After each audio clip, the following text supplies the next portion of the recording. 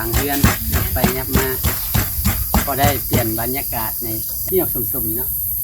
สีน้ำตาล เนี่ยบ่เคยกินเลย บ่เคยคือกัน ตอนแรกเลยนี่เป็นจังไดเอาเลย น้ำลายไหล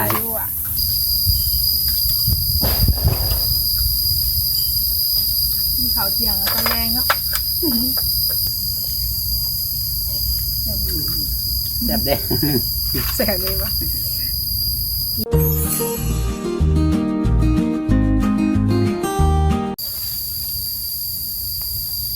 โดยกล่าวสบายดีสวัสดีเด้อพ่อแม่พี่น้องเบอร์สุขุทุกคนเด้อด้วยน้ำพ่อกับข้าวอีกแล้วพี่น้องวันนี้เนาะมาอยู่ข้างเฮือนน้องวันนี้เนาะแบบมาอยู่ในอันสวนพี่น้องยืมสวนอันเพิ่นเนาะแบบอันนั้น มันอยู่ ที่ ข้าง เป็น ก แบ อบ ค่ะ ก็ขาเขาเองเนาะปลูกไว้พี่น้องเลยพอได้กิน แต่ว่าสวนในโมเมนต์ของเขาได้เนาะ เพราะว่าบรรยากาศดีค่ะนะพี่น้อง เปลี่ยนบรรยากาศ แม่นเท่าเพื่อนกันมันมืดแบบกล้องกับบงามเนี่ยก็เลยมาถ่ายอยู่นอกนะเนาะแบบถ่ายอยู่พุ่นน้ำมัว มัน แบบบางทีก็เคยถ่ายแล้วพี่น้องจนหลบออก มันในห่มเนาะมันละมืด มื่อนี้ก็สิมากินข้าวเที่ยงเลยเนาะ แม่นมาไกลเติบ สิมาอันตำพี่น้องสิมาตำรวมอะไรเนาะมีพักมีหยังพอมาเด้อพี่น้องเด้อมีตำสำเนาะ มาเผ็ดแดงเนาะหิวข่าวกะหิวเนาะ เผื่อสิหามเตียงมาเนี่ยจะพ่อแห้ง ก็สิได้วิวเนาะ ต้องหาแบบ โรงแรม บรรยากาศดีๆเนี่ยเพราะว่าถ่ายอยู่ในมันมืดเด้ ที่จะมะนาวนี่ มีสมัครเล่น ก็บอกกันเนี่ย พอแล้ว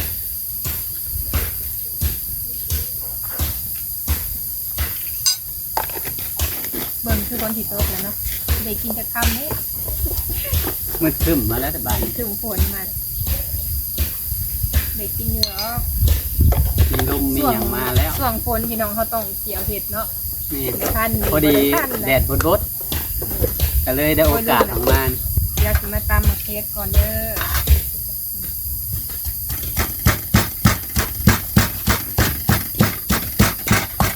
พอมีทงไทยทงหน้าแค่เพื่อนบ้านเฮาเนาะจะอยู่แบบนี้เลยพี่น้องบ่เห็นแบบบรรยากาศใหม่ๆนะ อยู่ข้างเรือนอยู่หลังเรือนไปยับมาพอได้เปลี่ยนบรรยากาศในอย่างน้อย เฮาก็จะให้เห็นแบบมองงามๆนี่เนาะ นี่ เห็นแต่อันเสาถ่านลายกับบ่ได้พี่น้อง มันสิเป็นชีวิตมืดมนแล้วมันหาแบบแจ้งนี่กินมาใส่หนังเลย มันใส่บลังใส่แล้ว ใส่ลายเนี่ยก็ได้เนาะเพราะว่าบ่มีหมักนาว น้อยก็ได้เป็นไง หมักนาวนะบ่มีพี่น้อง ตาบอ่านบ่ มาแล้ว มีห้องเฮตาได้ หมักเลยของแท้ ถึงเก็บถึงข้าวฝนก็จะลงมาพอฝน เปล่าฝนเนาะ อันนี้ก็บ่ายโมงแล้วนะบ่าย1 โมงบ่ายยังละเห็นวิอยากมาก็เลยกินข้าวแล้วก็มากินตำน้ มากินข้าวเที่ยงยันกินเป็นรสชาติเป็นไงได้เนาะเอากะปิใส่แซ่บ ำนี่ นี่ไปยาแล้วใส่เลย กินน้ำแล้วก็ลงเลย เอาเลยใส่ชิมกันเลย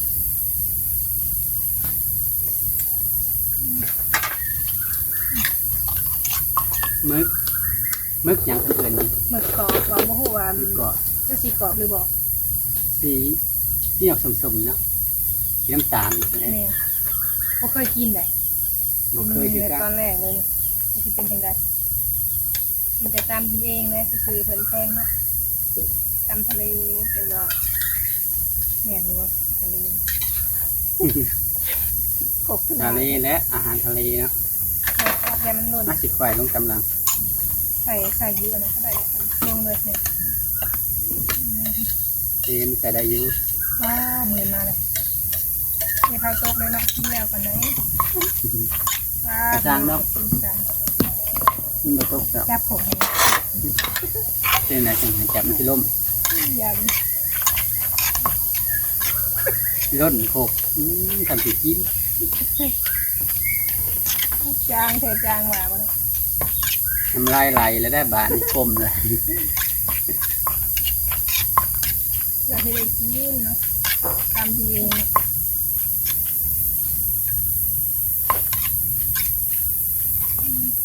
บุกิน กิน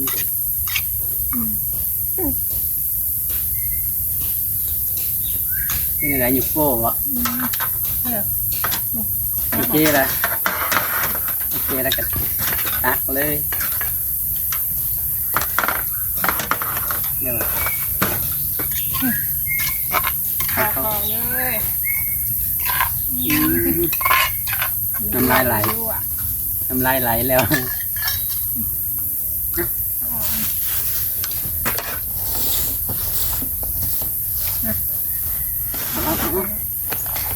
ฝนตกแล้ว พวกคนโตกันใหญ่เขาเพื่อนแล้วตามแล้วเลย แซ่บอีดอกกิน เดี๋ยวมาโตมาพี่น้องมาเด้อพี่น้องแซ่บอันนี้สิเป็นอันต้มหอยเนาะอันนี้สิเป็นเจียวส้มแซ่บบ่ แซ่บ อ่ะบัว กินหอยใส่น้ ดอกแห้งบ่บนเนาะข้าวหน้าแล้วคนโต ำหอยกับหอยโข่งบ้านเฮาเลยนี่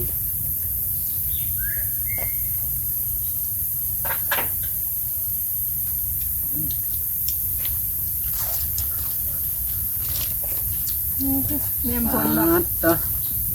แซ่บแล้วเนาะนี่กลางคนลิ้น บ่ต้องอาบน้ำนะฝนตก บรรยากาศปันอยู่ทงนาแล้ว เห็นบ่ หมอกเฮ้ย เอาอันนอคางยังแซ่บยุงกันเลยมา ลูกค้าละ ไม่น้องน้อย บรรยากาศกับทั้งหลังกับสีเขียวๆมือนี่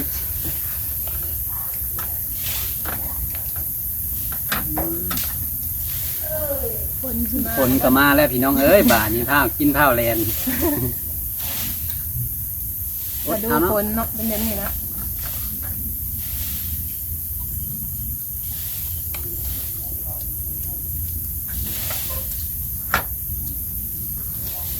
แซ่บได้บ่านี้ข้าวกินข้าวก็ผลน้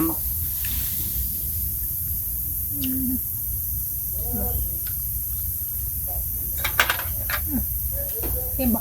ำก็เลยเค็มได้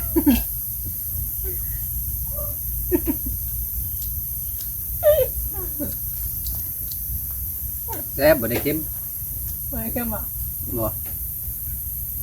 ไว้นะมือเค็ม เป็นน้ำยูขาวเนาะมาเด้อทางนั้นเด้อมากินเด้อตำ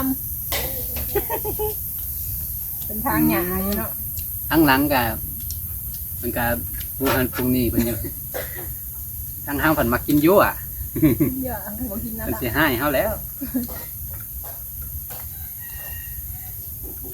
มันบ่มีหมักนาวตัดมันเลยแบบเก็บเพิ่มเค็มๆเนาะ ได้อยุมีหอยแกมพร้อม ซื้อต้นหมักนาวมาปลูก ย่างได้เดี๋ยวมันสิคืนนะ ข้างในหรอ ไปเจอต้นหนึ่ง มาหมักกินตามเลยนะเพราะว่าเวลา แล้วก็ บางต้นนะให้กับปลูกต้นยางเพื่อมันสิได้ มันหักษายาก พ่อบ่เห็นคนปลูกเนาะแต่ละบ้านเรือนบางทีก็ คือในเฮือนหักกับปลูกก็คือจะได้ต้นหนึ่ง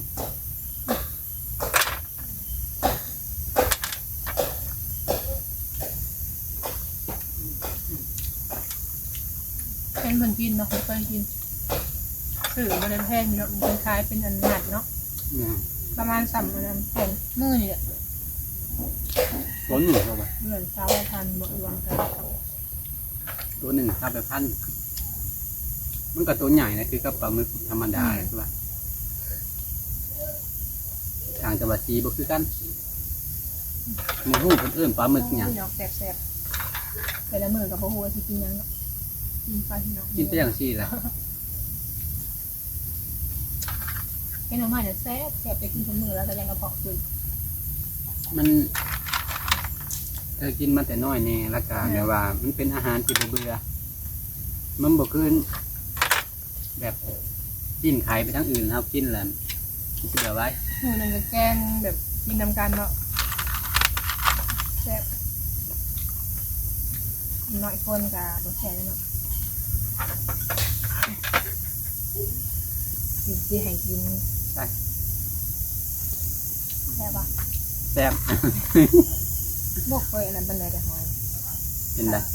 ผัดที่แซ่บ จิ้มเอาหัวได้ต้มนะจิ้มหัว ไม่แม่นบ่ แถมไม่จิ้มมะนาว อันที่ปักคอปลาที่ตกเดี๋ยว แน่กระจังมัน เซ็กซี่มันนี่หรอกินในเพิ่นก็ได้หักเกลืออยู่เกลือ3 คาบมื้อนึงอ่ะ แพงแน่เนาะบ่เคยให้ บ่เคย แซ่บบ่ หวาน หวาน ว่าแต่น้ำตาลก็ได้ นี่ใส่แล้วขอร้อนแซ่บเลยโอ้คิดว่าสิบ่แลนั่นแหละเนาะ แดดออกและบาน คักให้พี่น้องในอากาศมื้อนี้หากอาบน้ำมาแล้วก็พอดีกลางคืนนะฝนตกแล้วก็ออกไปอาบบ่ได้ออกไปอาบนอนบางทีก็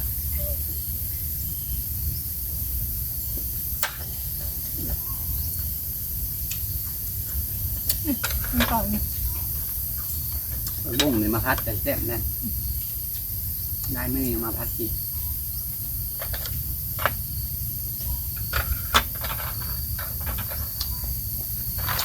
เอา น้อง มา โข่ง กิน หน่อย นี่อะไรวะ นั่นสิหน่วยบุญใหญ่เป็นได้ของพวงหน่วยนักสีหน่วยใหญ่มันมีแต่ประมาณนี้ นี่อะไรแบบแบบ ดอกมันนะ ดอกขาพื้นเนาะ มันคือกับลำมันแหละ มันสีแบบในไม้ กินกับอันแกงหน่อไม้ รุ่นแบบว่าโอ้โหลำมันนะมันอ่อนนะมันต้มเนี่ยแซ่บ แบบ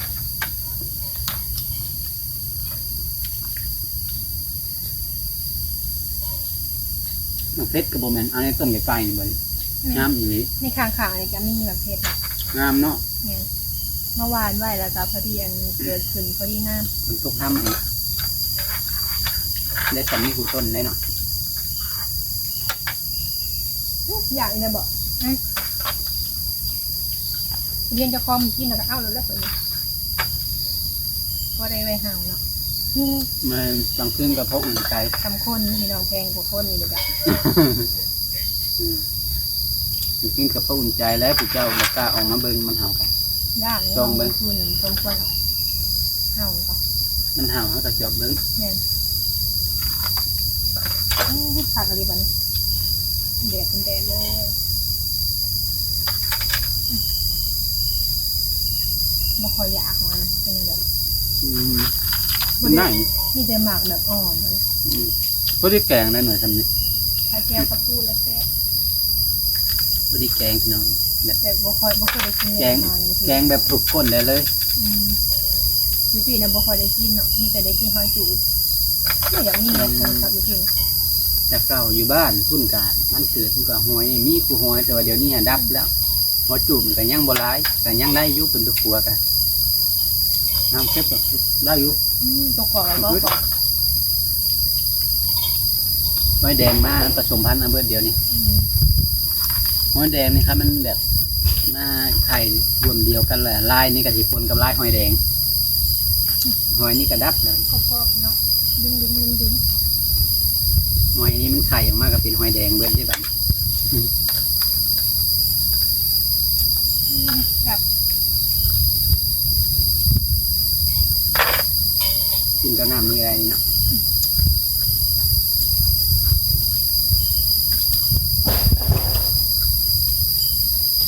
มีข้าวเที่ยงแล้วก็แรงเนาะ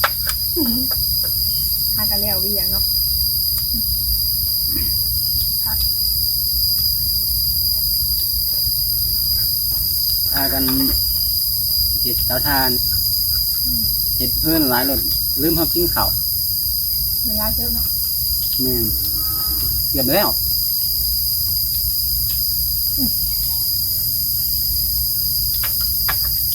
กินอยู่บ่ลองให้กิน กินเห็นบ่ กินอยู่บ่ กิน มันบ่ฮู้รสชาติมันกิน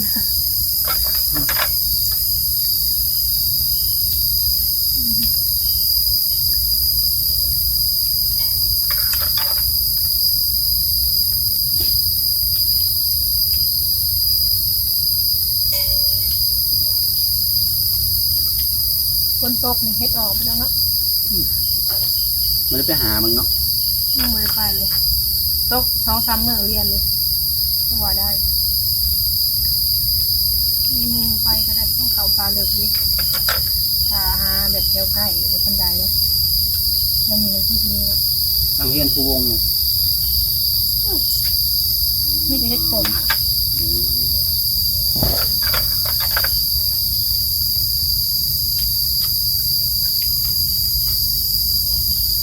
สวยเลยสวดอันนี้แหละเนาะกินแต่คืน เฮ็ดคมกับแซมยุบกี่นาที บางคนอยากเขา เดี๋ยวมันจะออกทีละเสือ กินนะ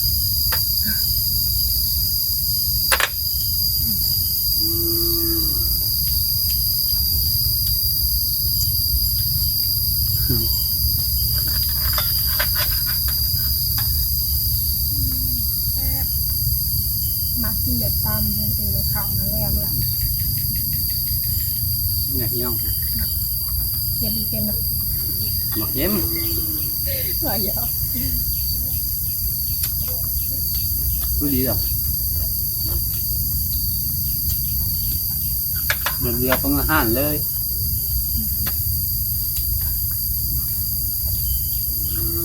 นอกข่าวแล้วกันนั่นคืน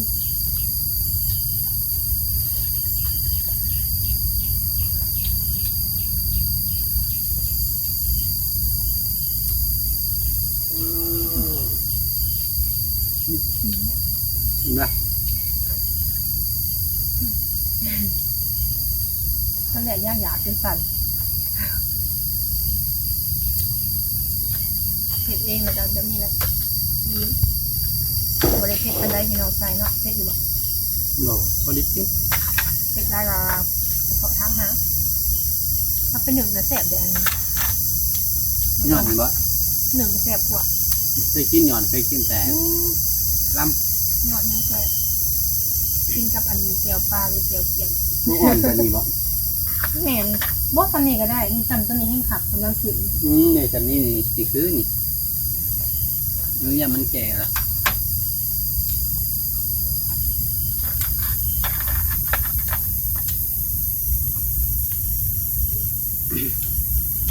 อยู่ทางหน้าแนมไปหนึ่งคันเขียวสะอุ่ม ทางไหนให้งาม มันเป็นอันสวนเนาะปลูกต้นดอกไม้ได้หลายแห่งคักแล้วไปขอถ่ายนำ แนมไปแบบกินเข่าวนะแต่ว่าคือมีคนสวนเห็นงานนี่แหละแท้ๆสวนเพิ่น หลักอันนั้นดิหลักร้อยอีกแล้วมาพื้นที่เป็นกวางเลยขออันนึงก็ได้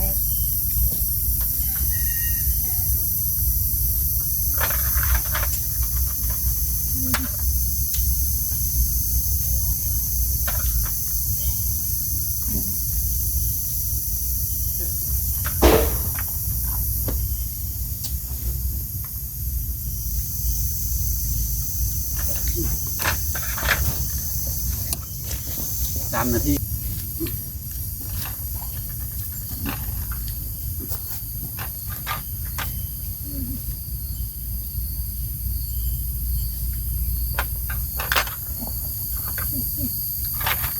กินหรือเปล่า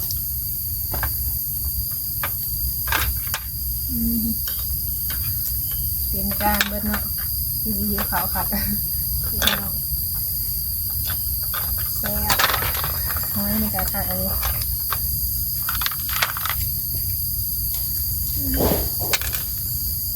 กินห้อยให้ก็เนาะอันนี้กินแบบ กินได้ กินแบบจาม อืม เอาแบบเผ็ดๆป่ะ อยากเผ็ดหลายนะ ยาววันยาวนานข้าวใส่ หัว นี่ ข้าว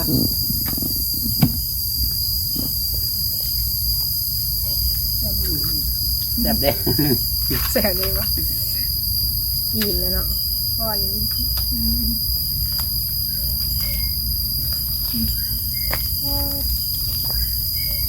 กินบ่เป็นก็ได้แต่ซ้ำนี่แหละตัวเองบ่กินเลยแล้วป้อนหนูเนาะ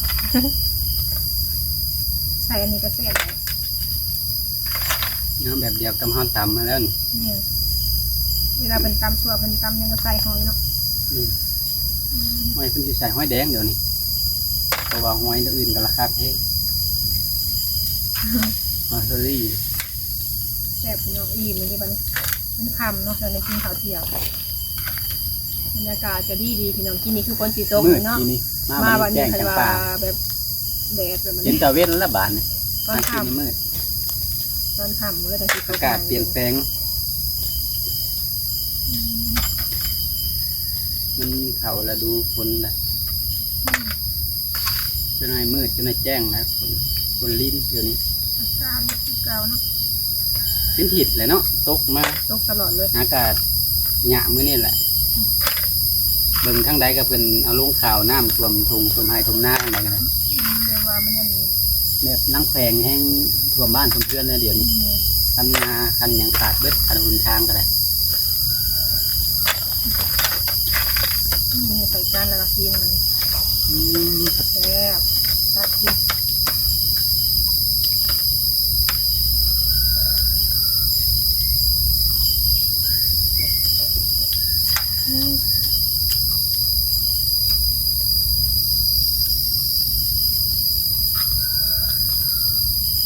หมักเป็นผัก กินนะ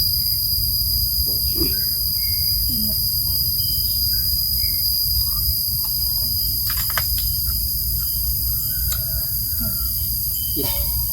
มันไม่หอยเลย วันนั้นเอาได้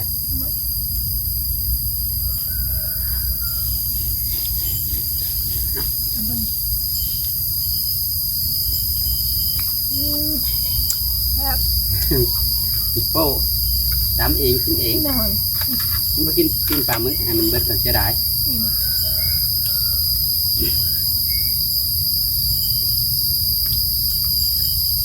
ทีมพี่น้องข่าวกันน้องใช้ทำได้แล้วผิวแห้งโอ้ตกใจว่ะไปกิน โมหุ่ง กินแบบอันนั้นนี้ได้พี่น้องมันยากเนาะเพราะว่าให้กินเช้าเที่ยงอากาศจะดีพี่น้องเนาะมีแต่ว่าสิคอจบคลิปแล้วบันนี้เนาะกินก็กินให้แล้วเนาะไปได้หอยในเรือยังไม่กินนิดยังเลยไปใส่ตู้เย็นไว้ดอกคาเอาพี่น้องคลิปนี้กะสิคอจบคลิปก่อนเนาะบันนี้เนาะถ้าพบพอคลิปหนาเด้อพี่น้องเนาะโดยคลิปนี้จะมากินข้าวให้เบิ่งเนาะจะมาตำพี่น้องกินตำกะ แซ่บแซ่บ นี่ เบิดถ้วยวันเข่ากระเบิดพี่น้อง ลาไปก่อนเด้อพี่น้องขอกล่าวคำว่าสบาย สบายดี